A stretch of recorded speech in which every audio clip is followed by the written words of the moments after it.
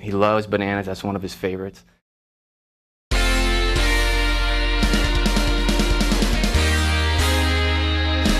Today, 3 of your favorite fitness models are back. Max Wettstein has the lowdown on sugar. James Ellis will tell you how to mix up your workout to get better results. And Jessie Pavelka is going to tell you all about the pros and cons of caffeine.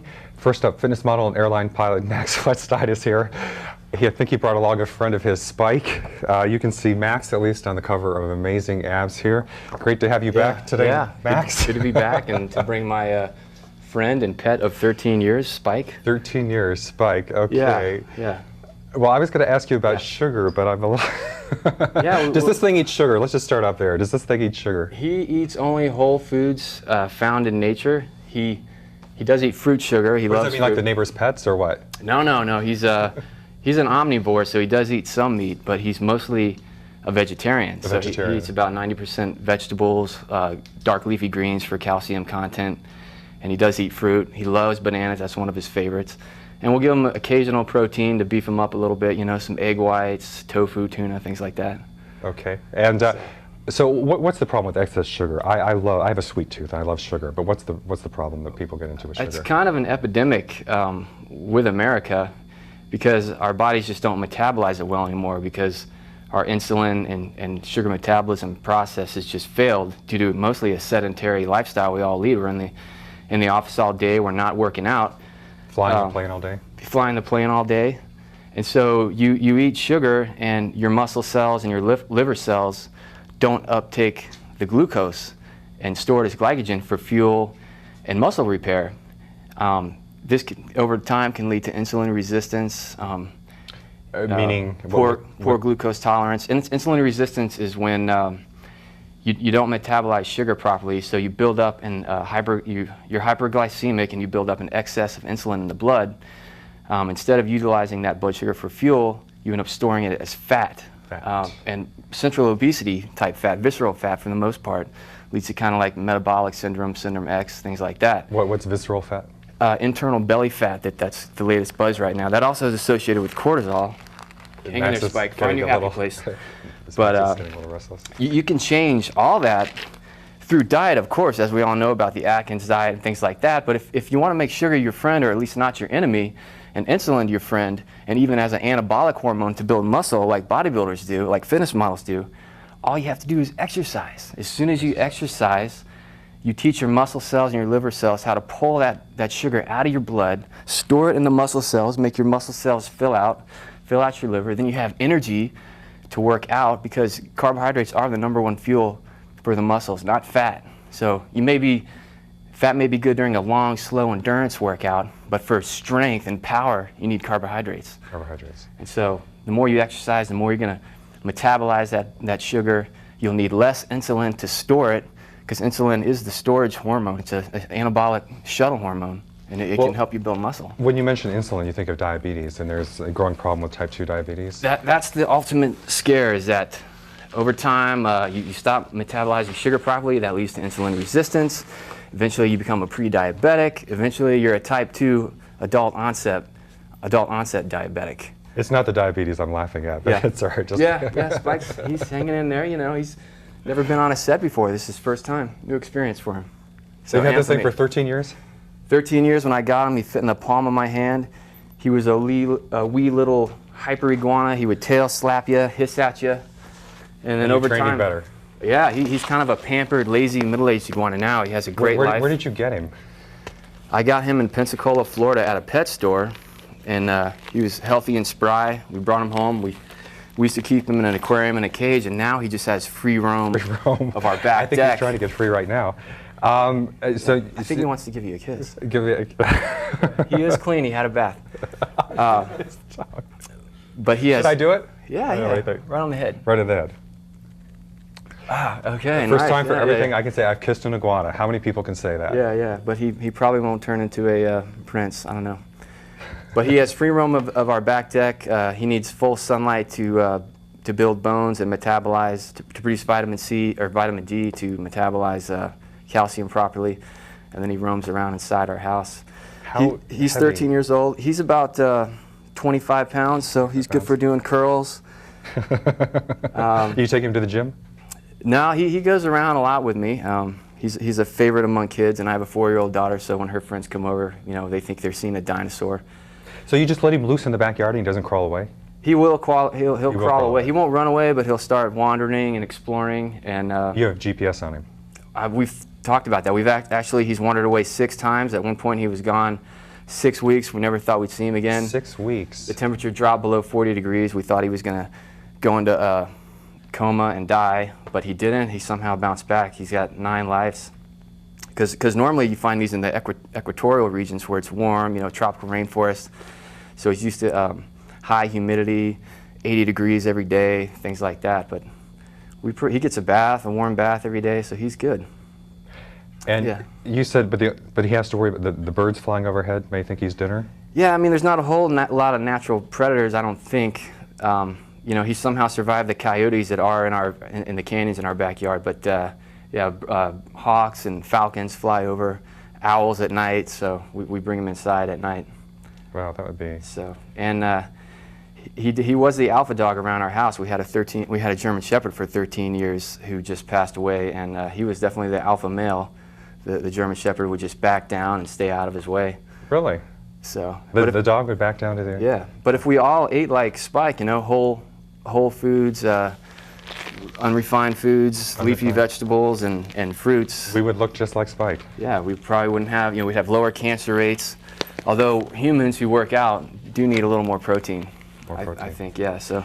But sugar, does it matter where you get it from? Because, for instance, I like fruit, and some people say, I think bodybuilders say don't eat fruit, but then I think if you eat fruit, you can lose weight. It's a good way to lose weight. I think the benefits of fruit outweigh the negatives, because with fruits, even though you're getting sugar, you're getting a bunch of micronutrients, antioxidants, micro cancer-fighting chemicals, all kinds of vitamins. It's just packed full of nutrients. So, and fruit sugar, fructose, is metabolized a little more slowly, a little lower glycemic index than refined sugars you find like in desserts and snacks and things like that. The most ideal time to eat sugar, if you want it to be your friend, is right after a workout, your post-workout meal, because at that point your muscle cells are going to suck it up immediately to replenish the glycogen you just burned, and you're going to start muscle repair, because sugar can be very anabolic, stimulate growth. If you're into building muscle and not just being skinny,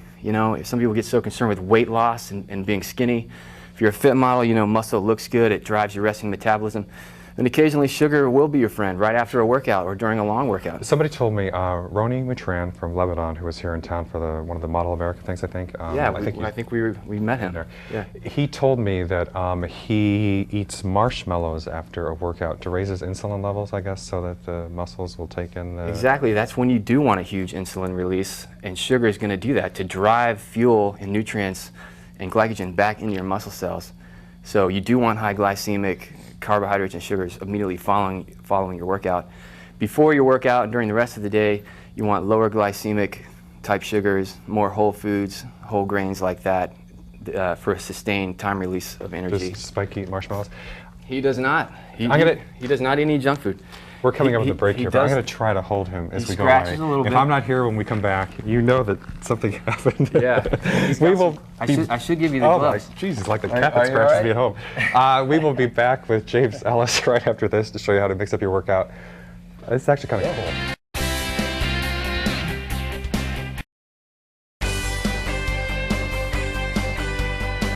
And we are back today with James Ellis, a fitness model and actor here in LA. This is not James, by the way. James is over there on that stool.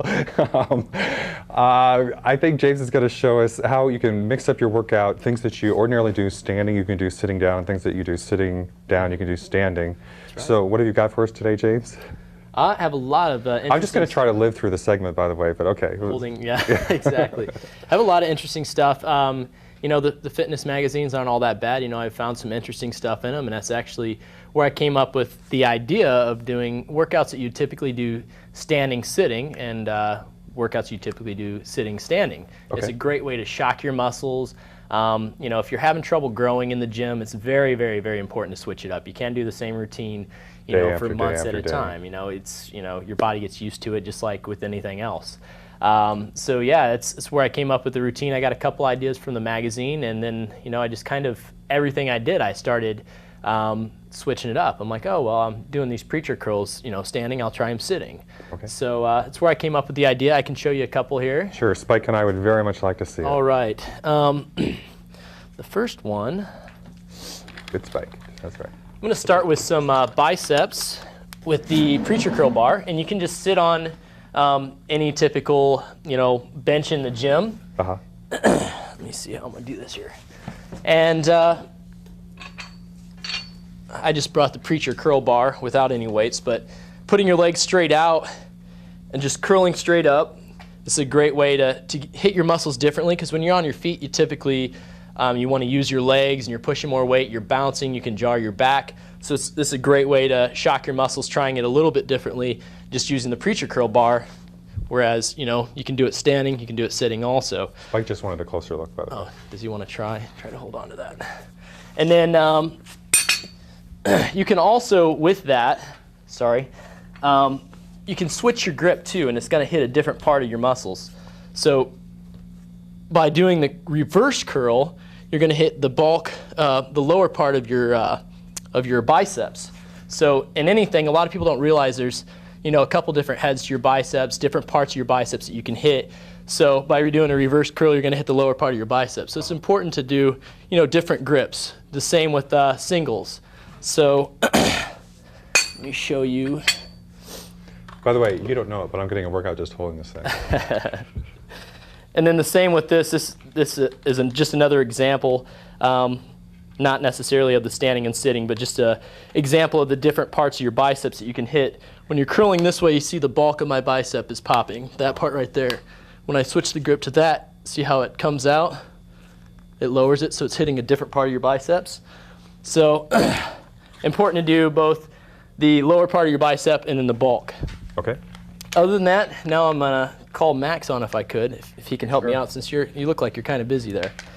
Yeah, so. Spike is resting comfortably, and I don't want to change that. Okay, anytime you want to break, just say the magic word. Exactly. So. Actually, I want one of these.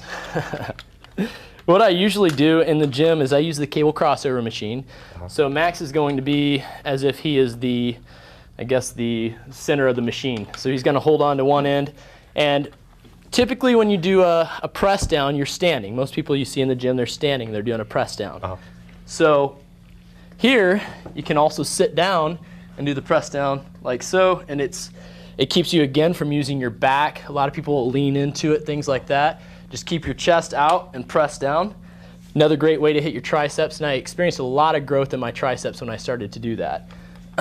You can also do it like, you'll see a lot of people in the gym doing the press downs with the rope. Uh-huh. So another great way to do it is, a lot of people will be standing when they do it. You can also do it on your knees, so kneeling. So it's the same idea as sitting, except for you're kneeling, and press out.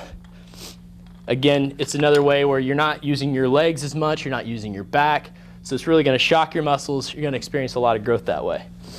Now, also can use it for your chest. Okay. And typically I'll use a smaller bench, but I'm going to try it with this. We'll see how this works. You didn't realize you had a gym here, did you? No.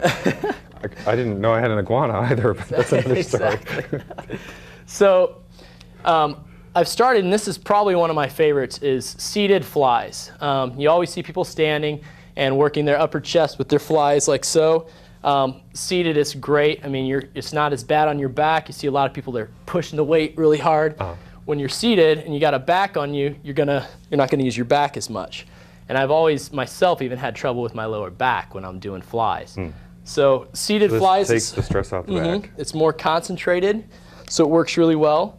And then also I'll ask Max to come back in. And this is quite possibly my favorite. Maybe stand behind me. You slide out to the end of the seat that you're on, and what you're going to do is take the cables down under your legs. And again, this keeps you from using your back. You're going to have perfect form throughout. And the nice thing is it keeps the arc in your arms, because a lot of people will lose that arc. It keeps the arc in your arms for perfect form because you have to go around your quads. So you have perfect form throughout the whole workout. I felt something on my leg and I realized it was a tail. And then also for shoulders, sorry Max, I keep pulling you back. One thing that I like to do, a lot of people do it standing, but these are seated press downs. So all you're doing is, a lot of people you'll see them doing it with the bar pulling down and they're standing. These are seated single press downs, so all you're doing is pulling back, and you're going to feel it throughout your whole back. It's a great workout, all the way up, all the way down. And it's really, by isolating the muscles and doing it single, you're going to experience a lot more cut in your muscles, rather than, it's not necessarily going to bulk them a ton, but it's really going to make them cut, shredded muscles. And then you can also, it's going to take a little bit more space, but grab it right here. A lot of people, when they do their rows, they do them seated. Oh. So when you're sitting, you know how you row back and it hits your back? I like to, again, isolate, and I do them standing and pull back. So rather than sitting, I'm doing them Spike standing. Wants to go somewhere. I'm not sure where, but it'd be good, Spike. And I think that's all I need Max for, so Max can probably take off with maybe Max. Yeah. Spike. Oh, man. We got a Well, little, Spike, I'm sorry to... Uh-oh, didn't tear your shirt, did he? I actually got a few scratches out that one. Does Max, Exactly. Max, does Spike have insurance? Yeah. Okay, are you done or are you demonstrating? I'm going to anything show else a couple more things. We have a little more time. Okay. Also, usually, typically, when you do your shoulders, your shoulder press, you're usually doing that seated. In this case, I can do it standing. And you got to watch out when you do them standing, because it's, you know, it can hurt your back. That's why most people do them seated. But if you want to switch it up, you'll do a little less weight. You just stand and do your press up. And that's another great way. And then other than that, I'll do one more. And this will be with the dumbbells. Typically, when you do shrugs, you do them standing. So another great way to hit your traps, and it's really concentrated, is seated traps. So seated shrugs. So you're just shrugging up and hold it tight. Go with lightweight. I see a lot of people using too much weight. They're jarring their back. Go lightweight, and when you get to the top, hold it. And then down slowly, up and down slowly. Again, like I said last time I was on the show, so important you're breathing. When you're flexing the muscle, you're breathing out. Then you're taking breaths in on the off. So yeah, those are great workouts. If you want to switch up your workout, you want to experience more growth. In there. Okay. And you can also, one thing I can't demonstrate in here is a standing leg extension. Uh-huh. And you do those singles, and that's a good isolation. It'll shred your legs out, and yeah. Okay. Well, up next, Jessie's going to tell us all about caffeine. I want you to know, though, I got a little bit scratched up. There is, just so you talk show hosts know, that if you ever do a show with iguanas, but I enjoyed it. It was interesting. And we'll be right back.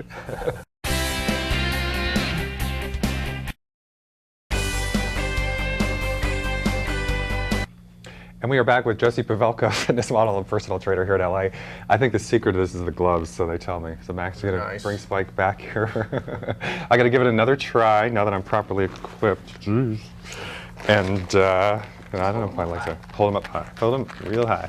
So Jessie, what can you tell me about caffeine while I'm struggling with the iguana? Well, caffeine. Okay, let's start with caffeine. Should the head go up higher? Caffeine's kind of like the egg white and egg yolk. People, you get mixed reviews on it. Some people think just egg whites, no egg yolk.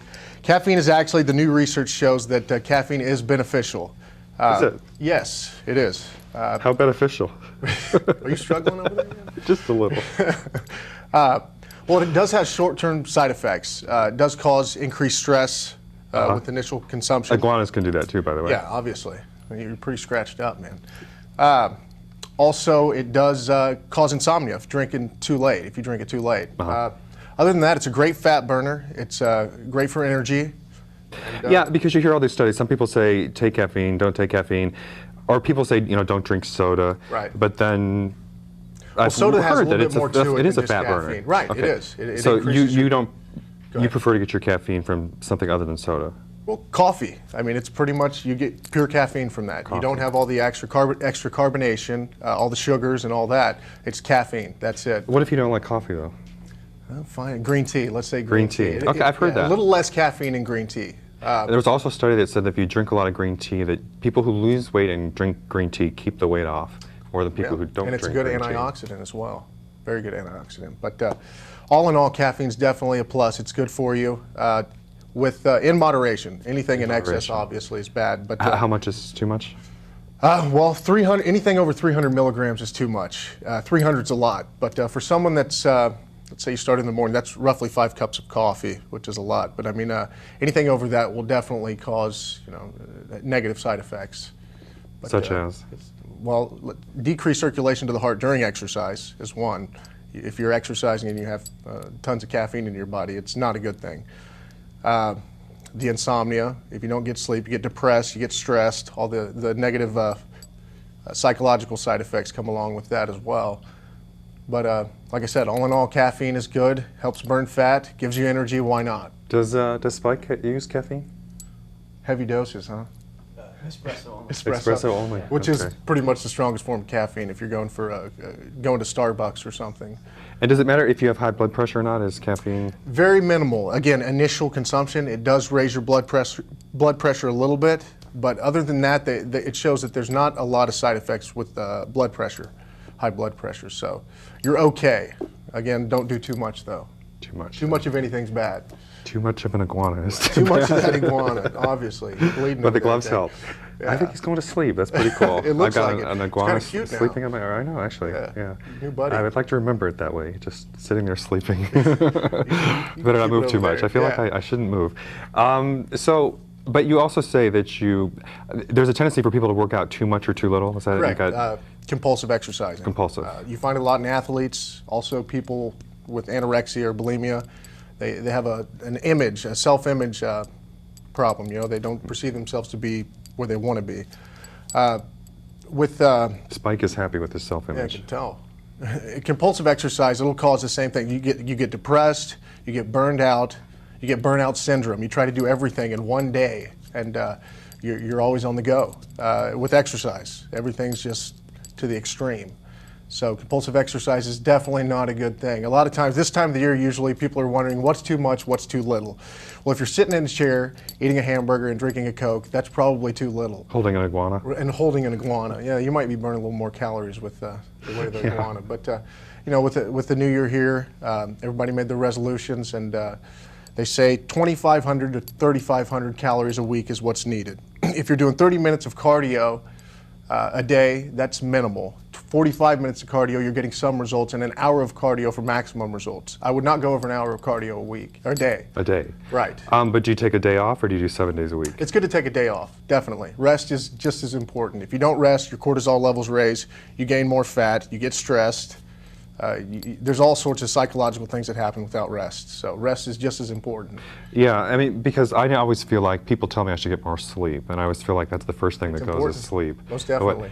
Just every once in a while I feel stuff on my leg, and I just have to remind myself that there's a tail down there. But anyway, in various parts of my leg. Okay, so anyway, so rest is good. Rest is good, most definitely. So if you're not getting enough rest, usually if you find yourself being scatterbrained or feel like you have ADD or ADHD, you're not getting enough rest. They say that without rest, you can develop forms of ADD or ADHD due to lack of rest. The insomnia, because you're not resting, obviously, but rest is important. And with the compulsive exercise, you're obviously not getting enough rest. You're putting your body through extreme situations in the gym or out of the gym, whichever way you exercise, and all of it kind of goes hand in hand. You just need to get the balance. The balance is what's important. So how much do you sleep a day on average? Well, right now I travel the U.S. and Canada with one of my clients. So he starts at 4:30 in the morning, and that's not right, that's when is my it? day. It's just like torture, 4:30 is early. Then we don't train again until later in the day. So right now I'm only getting about 6 hours on average, and that's not enough. They say the younger you are, the more rest you need. And the older you are, the less you need. But I should be getting about 8 to 10 a night, and I'm definitely not hitting that. 8 to 10 a night. Right. Yeah. Okay. That's How what's much healthy. does Spike sleep? He sleeps from sundown to sunup. Sundown to sunup. That's He's my got new the policy. life. Spike's got the life. Should we do that? Sundown to sunup? Definitely. That sounds good. By the way, would you like to hold Spike in our final minute here? Would you Sure, like why not? I don't know that I can move. Actually, he's. I hate to wake the poor guy up, but Is he out? he might eat you though. What are these things right here, Max? That's a Just turn on claws. female Want iguanas. to try it? Yeah, let's see. Let's turn on. Sexual character. Oh yeah, I feel. He's gonna get mad because I'm moving him. Ooh. He may inadvertently scratch you. Okay. Well, thanks everybody for watching. We might see you next time, Hal. I don't know if we're going to be here, but we'll try. Wow. You know what? Actually, I think maybe I should have just left you.